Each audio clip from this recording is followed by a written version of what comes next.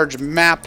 But let's introduce these players before we go any farther, guys. We've had a great series so far. Spawning in the bottom right position of the map that is Star Station is going to be our yellow Zerg. Good control and great control of his Broodlord Infestor. Sick transfuse micro. It is StarCraft. And spawning in the top left position as the red Terran player. Went for the blue flame push early on. Killed 2 drones the whole beginning of the game. It is Incredible Miracles MVP. Star Station. It's one of the new Heart of the Swarm maps, although lacking in some of the key features that we've seen in the Heart of the Swarm maps, being namely those destructible rocks that you can actually use to create more rocks. Typically at opposing expansions, there are actually a distinct lack of rocks overall on this map. So the map features very large areas, a couple of towers to watch some of the paths, but nothing really crazy. It's just a very large map, of course, has a very unique tile set to it. If you guys aren't aware, it's actually apparently the tile set for this map came out of Diablo 3, another Blizzard game. So very, very interesting looking map that we do have here. Very nice, interesting layout. But this is the final match between MVP and Golden. Keep in mind, Golden is down a match in this group. Lost to MVP Dream earlier. And MVP, well, he's up a match. He just beat Grubby. This is a very, very important match for Golden. Falling down 0-2 in the group is going to be huge. And also, if he beats MVP, he makes it a little bit easier for himself later on, just because MVP won't be in such a dominating position in the group. Possibility of trading for 3rd place, much like we saw Sake do with Sting. Or I should say Sting steals 3rd place from Sake. So, spawning pool on the way. That hatchery is, of course, on the way as well for our StarTale Zerg player and MVP. He's going to go for the command center first, walling off with the barracks as well. So he's going to stay on the high ground, wants to play this game completely safe. This will also allow him to deny scouting. He cannot fit a drone through this. We've seen a lot of drone scouting from Golden in this series, but on this map, he's actually not going to do that, so he's playing this a little bit more safely. He's kind of figured out. I was like, okay, well, this is what I'm expecting from MVP at this point. A drone's going to go check now for any kind of proxy bunker barracks play by his hatchery. Won't see anything. There is an SCV scouting on the left side. This Overlord should maybe barely not spot it, but yeah. MVP will take gas behind this, so it's going to look like he wants to go for a factory play following up his command center first. So we'll likely see him build 2 Marines and a factory, reactor, all that good stuff moving into a possible Hellion Widowmine mid-game. It'll be very interesting to see if he goes to the mech style again. Now, largely he put himself at a disadvantage with the Blue Flame Hellion opener not killing any drones. So the mech not necessarily terrible, but on a map this big with so many wide open areas in the center, we may see him just go for that Widowmine bio style where he can really abuse positioning and the open area is a little bit more. We saw a great effect of those Widowmines taking out lots of Banelings, being able to shut down the Mutalisk harass, and well, we'll have to see. Factory on the way. Reactor is going to start. There are 2 Marines out for MVP. He's going to go tag that tower, try to save this SCV. Poor Bob. Can he make it home? Yes. And the Zergling for Golden. He's just going to take the tower. Playing it safe. No gas yet for our StarTale Zerg. Just getting injects off. He will go for the 4-Queen opener. So he's got a little bit of creep spreading action going here. Dropping some tumors at the front of his natural. He'll be able to push out very quickly. And that's the strength of the 4-Queen build. You can, of course, keep your injects going. But you have defense against Hellions and lots of creep spread. So it does look like Golden will be going for the fast 3rd hatchery as well. Popularized quite a bit near the end of Wings of Liberty. So not surprised to see this, and he's going to immediately follow this up with 2 gases. So this 3rd hatchery could actually end up being used more like a macro hatch if he decides to get aggressive. His Overlord has come over here. He knows basically everything that's up. It has been basically a command center first build. Sees, okay, well, there's the reactor. So there's going to be a quick bio follow-up from MVP, though. He went for the 3rd command center as well, but he's getting these barracks set up, so he's not going to go for that mech style this game, and I'll be very surprised if we do see a tech lab on this factory for anything other than perhaps a late game drilling claws upgrade. The Hellions are going to be going out now to possibly harass, do a little bit of scouting, clean up the slow Zerglings hitting at some of the towers. So Zergling speed is on the way for Golden. No lair just yet. He's starting to bank up a little more of that gas.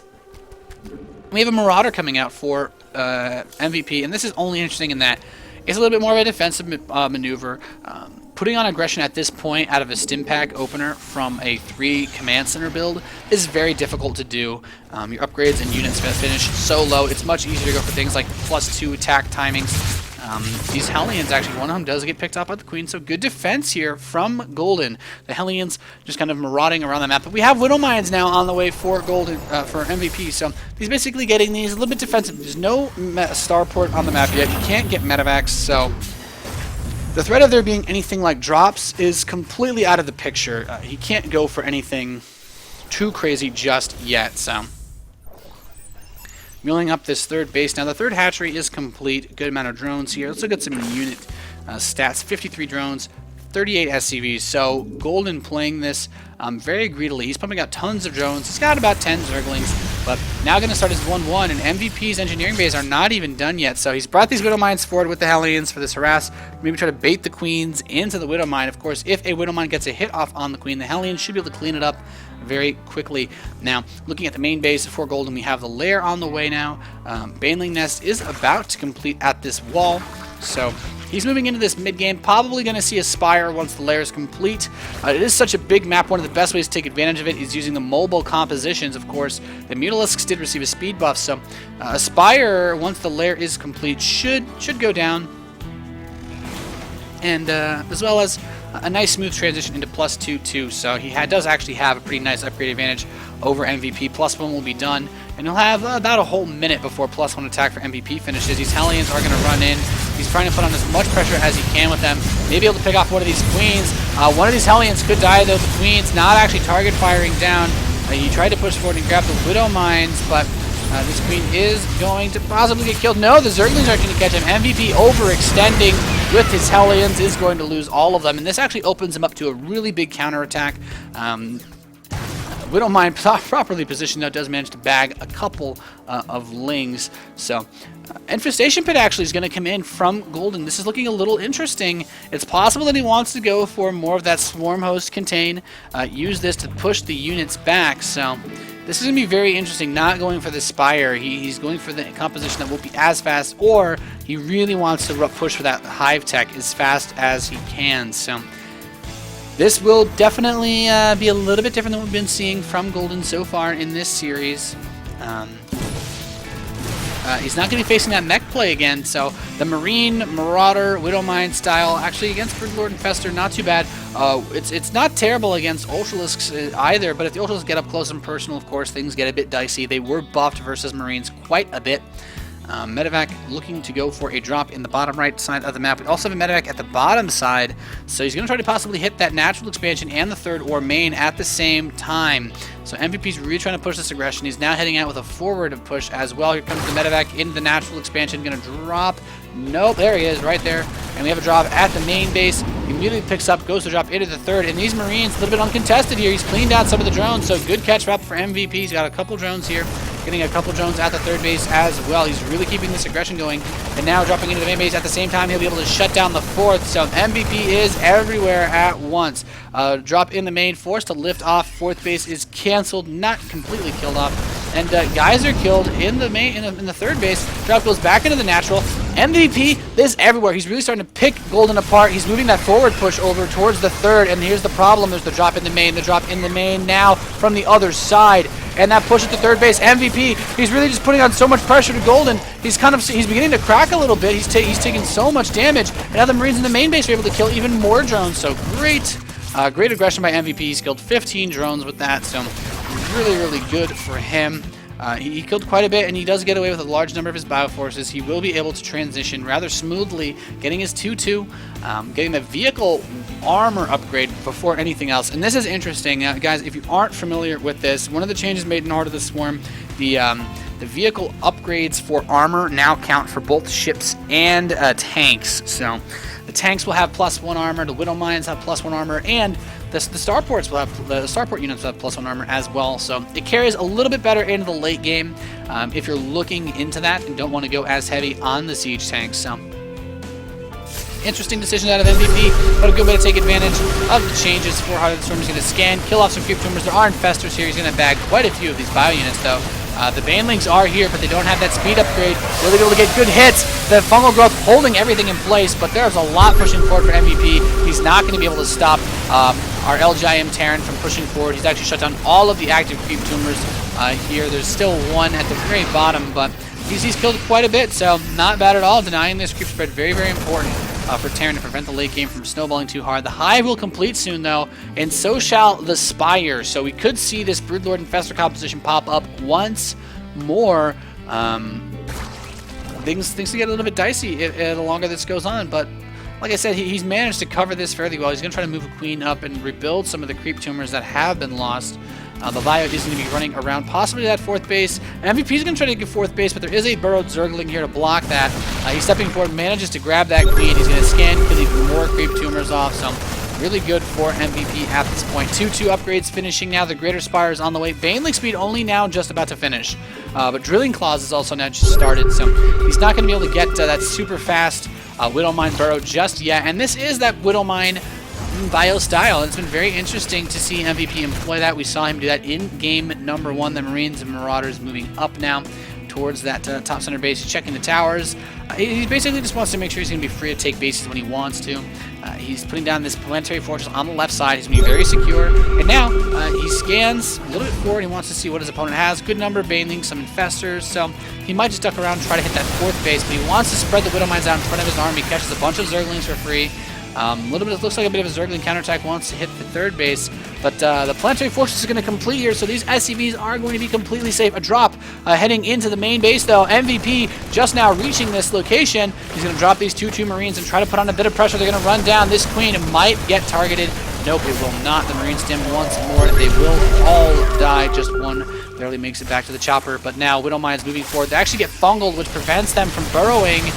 MVP needs to be very careful. Of course, fungal growth does affect him. But here come the Zergling Baneling Force. MVP has a nice supply lead. He just has so much he can back up. He really needs to just back up, though, and let the Widowmines do their dirty work, taking so many hits on these Zergling Baneling Forces. 11 kills on this mine. Really just starting to pick apart these units. So great play by MVP.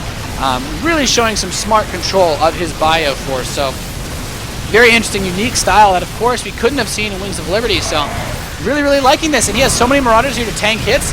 He's just completely decimating Golden. This is looking like a bloodbath, and I fear that our LGIM Terran may be able to just smash right through here and take this series.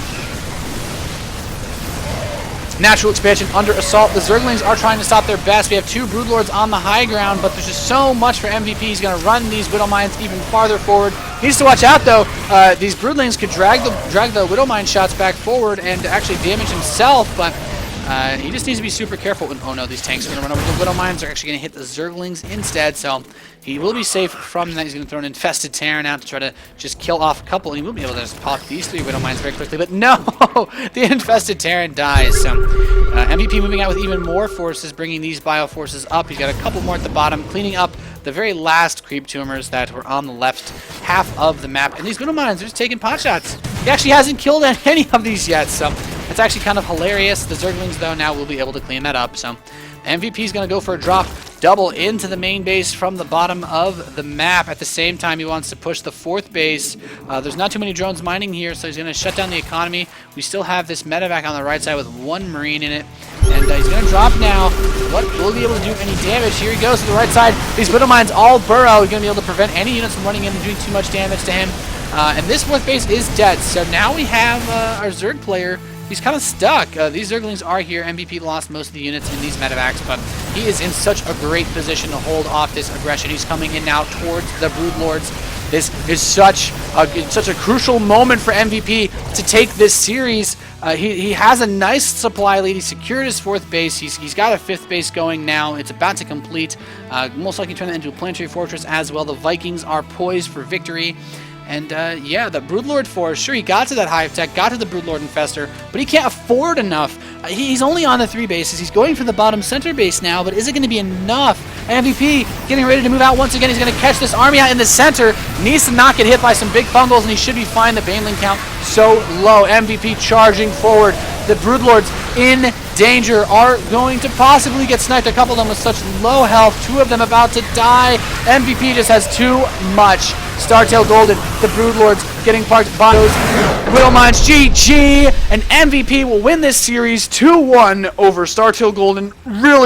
Really great display of knowledge of these new units. Absolutely fantastic.